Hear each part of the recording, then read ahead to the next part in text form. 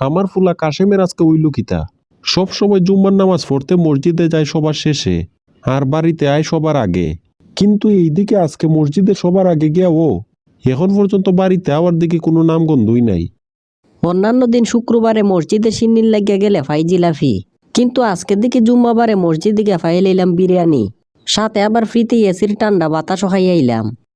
ইস, কি যে একটা গরম দুনিয়ার মাঝে শুরু হইছে। এই গরমে তো বাসার মাঝে ওই টিক্কা থাকা দায়, কিন্তু এইদিকে তুই বাসার বাইরে এত সময় থাকলে কিভাবে? আরে আমি তো আর তোমার মতো কম জ্ঞান বুদ্ধি লইয়া চলি না। তুমি নামাজ পড়তে গেছো লোডশেডিংওয়ালা সুডু মসজিদে, এইদিকে আমি নামাজ পড়তে গেছি আইপিএসওয়ালা এসিওয়ালা মসজিদে। এই কারণে তুমি খালি হাতে বাড়িতে ফিরাইলেও আমি ঠিক ওই সাথে বিরিয়ানির প্যাকেট 2টা লই আইছি। এই আরামজাদা, তুই মানুষ হইবে কোন দিন? সিন্নির আশায় মসজিদে নামাজে যাওয়ার অভ্যাসকে তুই আর পরিবর্তন করতে না? দিনের পর দিন তোর বয়স বাড়তাছে না কমতাছে? তোর এইসব জিনিস দেখলে মানুষে কইব কিতা? আমার বইয়ের যে বার্তাছে এটা তো তুমি আমার সব কাজের বেলায়ই বুঝো, কিন্তু একমাত্র আমারে বিয়া করানির বেলায়ই তুমি বুঝো না। আমি সহ আশেপাশের মানুষের তো তোমার অনেকভাবেই বুঝাইলো, কিন্তু কোনোভাবেই তো আর তোমার মন গলে না। দেখ বাবা, গরমের যন্ত্রণায় এমনিতেই কিন্তু মাথা গরম হইয়া রইছে। তুই সবটা বিষয়ের মাঝে এই বিয়ার কথা ঢুকাইয়া দিবে না হইলাম, নাইলে হইলাম আজকে সব গরম তোর উপরে দেয়া যাইব। গরমে তোমার মতো মানুষে না ধরলে আর খারে ধরতো?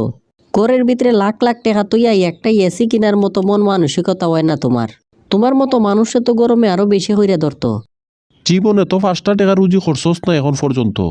যদি করতে তাইলে খুব ভালো করে বুঝতে যে একটা এসি কিনতে কত টাকা লাগে আর নিজের পকেট থেকে এই টাকাগুলা খরচ করতে কেমনটা লাগে।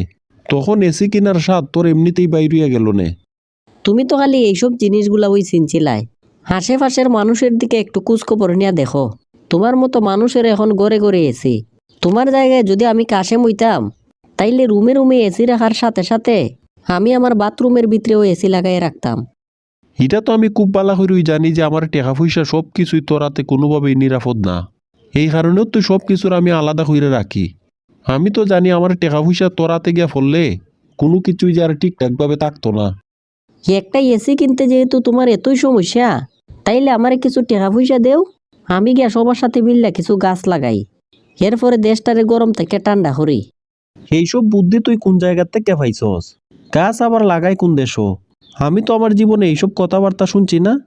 আর এই ইন্টারনেটের মাঝে তো সবাই হইতাছে যে গরম থেকে রক্ষা পাওয়ার লেগে গাছ লাগানির হতা। গাছপালা বেশি হইলে বুঝি বৃষ্টিও বেশি হইব। এইসব বন্ডামির কথাবার্তা আমার সামনে হওয়া বন্ধ কর। কোনো দেশে গাছ মানুষে লাগায় না, গাছ মানুষ মাটির মাঝে রোপণ করে। আর গাছ লাগানোর উপযুক্ত সময় কি এখন? গাছ তো লাগায় মানুষে বর্ষাকালে। আরে রাখো চাই তোমার এত নিয়ম কানুন। গাছ লাগানির পরে বর্তমানের গরমটা কিছু কমে আইব। তুমি তাড়াতাড়ি আমারে গাছ লাগানির টাকা পয়সা দেও। সারা বছর যখন ঠান্ডা থাকে বৃষ্টি হয় তখন তোর আর গাছ লাগানোর কথা মনে থাকে না। আর প্রত্যেকটা বছর এই সময়ে গরম শুরু হইলে ওই গাছ লাগানোর কথা তোর আর মনে হইয়া জায়গা। তোর আর এইসব ফাতলা দেওয়া বন্ধ হইরে আমরা একটু বালা থাকতে দে। একটা বালা জিনিস করতে চাইলে তোমার কাছ থেকে কোনো সময় আর সাহায্য পাওয়া যায় না। এই কারণেই আমি কাশেম সব সময় তোমার সাথে বেলাইনে চলি। তোমার নিয়মে যখন মনটায় ধরে তুমি গাছ লাগাইও, আমি গিয়ে আমার বিরিয়ানিটা খাই।